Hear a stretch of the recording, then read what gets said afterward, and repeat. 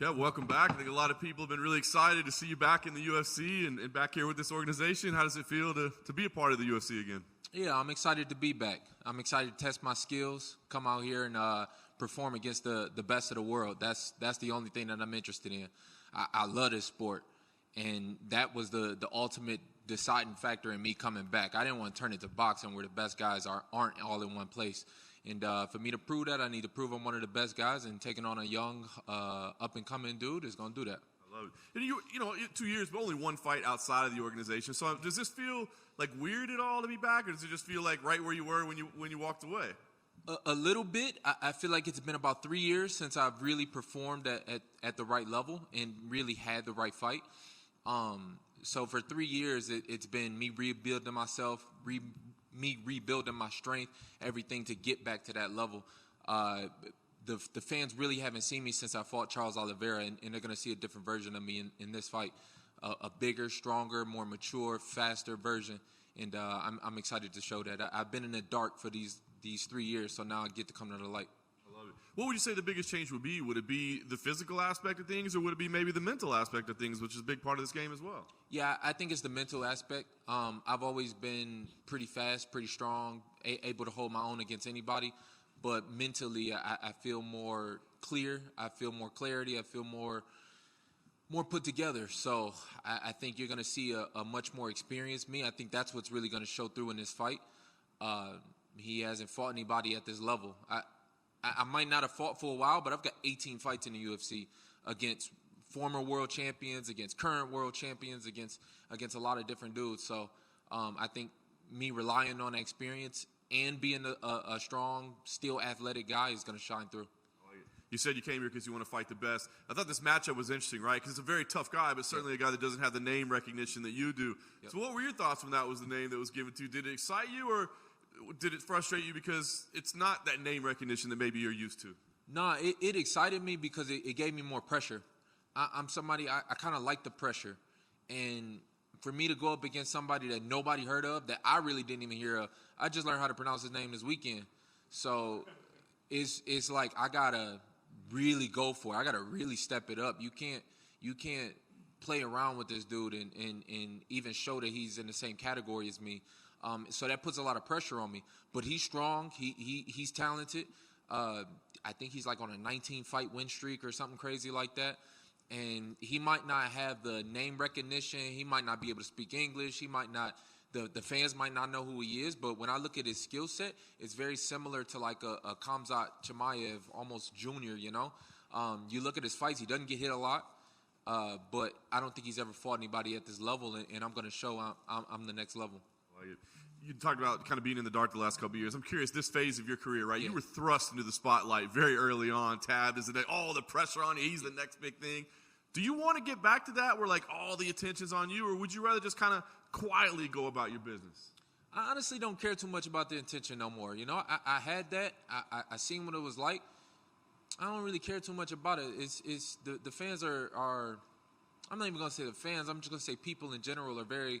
It's a messed up world that we kind of live in. You know, if I'm sitting up here and I got 10 million followers, you listen to my words a little different than if I got 100. To me, that don't make it doesn't make a difference. I like what you really do. If I really mess with somebody, I really mess with them because of who they are and what they do. It's not necessarily about how many people or how much attention they get or anything like that. It's about what's inside of them and what's in their heart. And that's how I feel. This thing is in me. It's not on me. It's not somebody didn't give it to me. I know who I am. I don't have to prove to anybody anymore. My brother's reaching a new level of fame even outside of MMA. And that's kind of giving me like the battery in my back to really know what I always known it, but it's kind of good to have that confirmation from the outside. And I know if I get out there, I can be a superstar anywhere I go in any industry. And I've thought about that in the last year or so.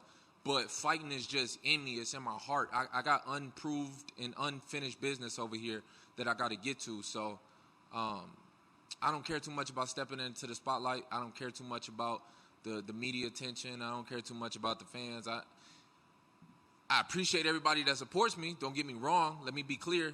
I appreciate everybody that support me and show me love, but at the end of the day, it's about something bigger than that. I got a son now, and I want him to be my biggest fan. And for him to do that, I got to be my biggest fan. So that's the only thing I'm worried about. That's awesome. Well said. Last thing for me, what does success look like to you in this bout right here? I mean, is it just about, is it about getting a result? Is it about getting a performance? Is it about feeling a certain way in there that maybe you haven't felt lately? Like, what does success mean to you in this fight? Yeah, it's going to be feeling like the old me. I feel like I gave my last fight was bullshit. Like, I'll say it straight up. Coming off knee surgeries and all that stuff, and I just rushed into it. It wasn't the real me, so I would like to get back to that and show my real potential and not just go out as somebody like, oh, he had potential. Like, I got to prove to myself that I can meet those standards that I've set even at a young age. So it's going to be about, first and foremost, getting a W by any means necessary.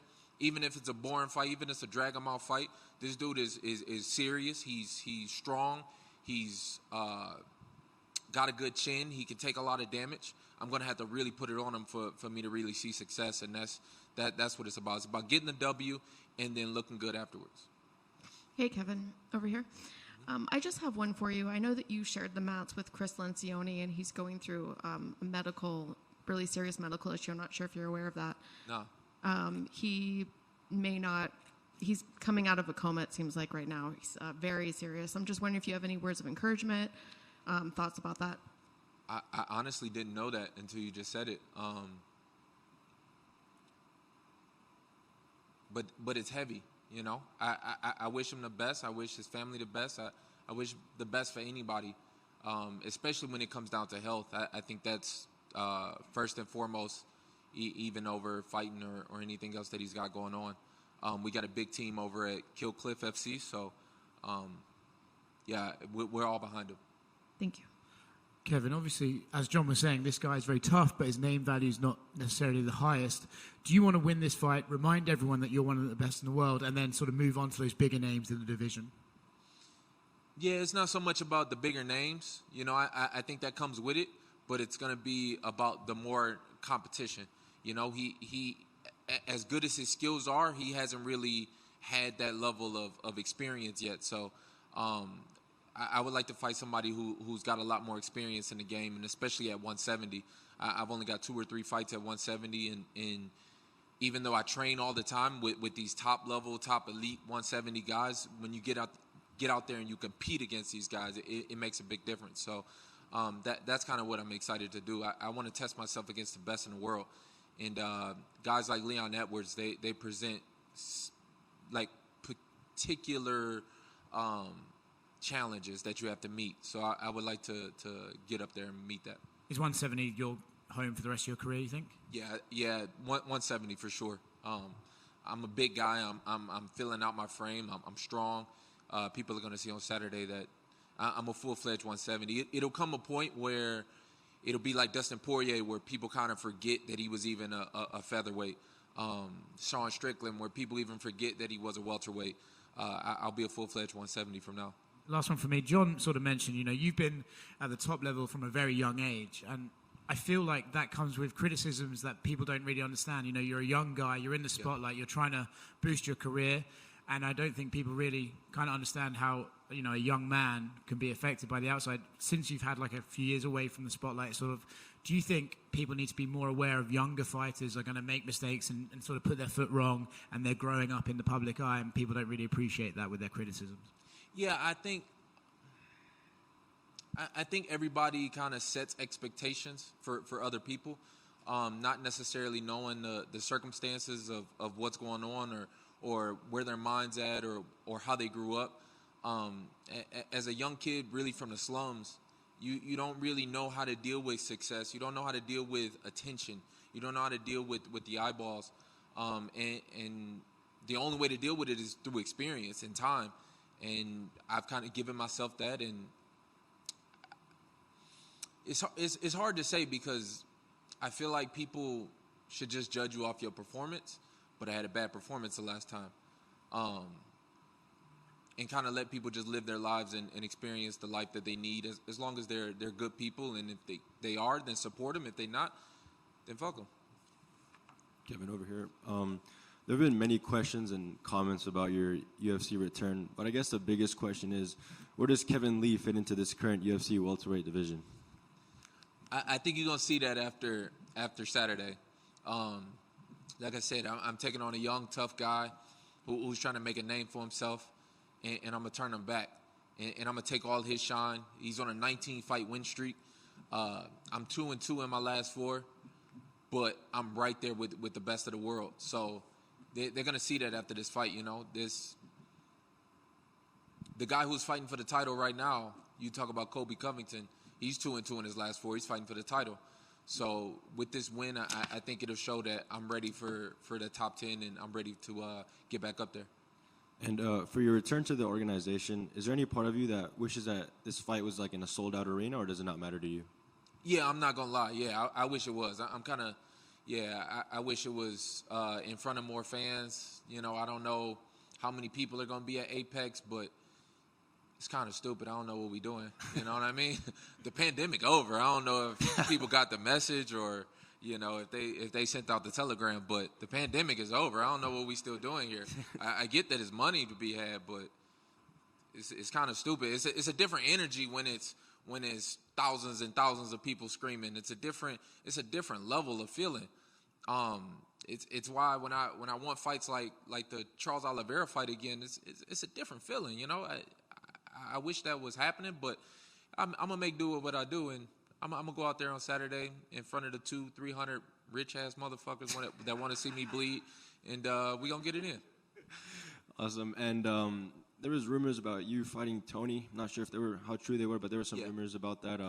Now that it didn't go through, is that something you still want after this fight, or not anymore? Yeah, I wanted to make that fight happen, but Tony, he's got other plans. He's staying at 55. He's doing his own thing. He's in some legal trouble and all that stuff right now. So I wish him the best. I wanted that fight. I thought the fight was going to happen, but he decided to stay at 155. So best of luck to him. And last one for me. With a win over Rinat this weekend, is there a specific name you want in that top 10, 15 guys, or does it not matter to you what's next? Honestly, it doesn't matter. There's so many guys at 170. There's nobody that comes to mind. My full focus is on Rinat right now. I'm not even thinking next week. I'm not thinking 2 weeks from now. I'm not thinking none of that. It's all on Saturday night and taking this guy really, really serious. Thank you. Mm-hmm. Hey, Kevin. How surprised were you that your brother just became so popular and so famous? Like, obviously, you've known him your entire life. So, did you know this personality? Yeah. I mean, I that's why I'm not surprised at all. When you say surprised, no. I told him years ago, before he even started fighting, before he was dipping his toes into fighting, that he was going to be bigger than me. That's what I wanted from the beginning for him. And I didn't necessarily know how it was going to come about. I never saw this route kind of being the route. And I still think he's going to get bigger and bigger and bigger. And I hope he's 10 times bigger than me. So it makes me very proud to see him do his thing. And, he's going to be in my corner on Saturday, and we're going to have another big victory. Has he shared some of his Chipotle with you? Nah, not yet. I mean, I ate a lot of this stuff, but, we on two different life paths right now. So fighting is in my heart. Fighting is where it's at. When I was thinking about re-signing back with the UFC, I'm like, man, I could go to any one of these industries, any one of these big ass Facebook and Instagrams and all this stuff, and get a shit ton of money, not to do half of what I got to do to step out here, but I don't know. It's just something in my heart that is willing to take the pay cut, kind of, feel a little used and abused, and go out there and abuse somebody else. And finally, I just wanted to ask about Killcliff, man. You've trained at many high-level gyms under many high-level coaches. Mm-hmm. What's the difference between Killcliff with all those bodies now under Henry Huff? Like, just talk about that. Yeah, it's the team. It's like a wolf pack, and you got to stand out in order to stand out over there. You can't just, there's no special people. There's no special attention given. You have to put in the work on the mats. which is one of the things that I love about the sport. Is so raw. It's not, you can't just step in there and just talk a bunch of shit and then all of a sudden you're the guy, you're the it guy. No, you got to go out there and you got to step in there with this guy, step in there with this guy, step in there with Jason Jackson, step in there with Kamaru Usman, go in there with Ian Gary, go in there with some of these top guys, and it's really kind of, it elevates you. You know, they say iron sharpens iron, steel sharpens steel, all that stuff for a reason. It's definitely true. So compared to other gyms out there, there's great trainers. Faraz Zahabi is one of the best trainers in the world. Dewey Cooper is one of the best trainers in the world. But that team aspect and those training partners and those bodies over at Kill Cliff is unmatched. Is it nice having so many bodies? And was that something you were lacking early in your career? No, I'm not gonna say I was lacking it, because there's a lot of guys that you never hear of that are very, very good in the gym, very good in the gym. So I'm not gonna say it was lacking. It's just when you got 10 different guys that are all at the UFC welterweight level and all fighting in the UFC right now, you get adjusted to that size. You get adjusted to that movement. You get adjusted to the experience of these guys a lot easier than you do from some up-and-coming guy that is very talented, but he doesn't have the same level of experience of being in there. So, I'm not going to say it was lacking, but it definitely helps, that's for sure. Who were some of your main training partners for this camp? Yeah, I used a lot of Russian fighters.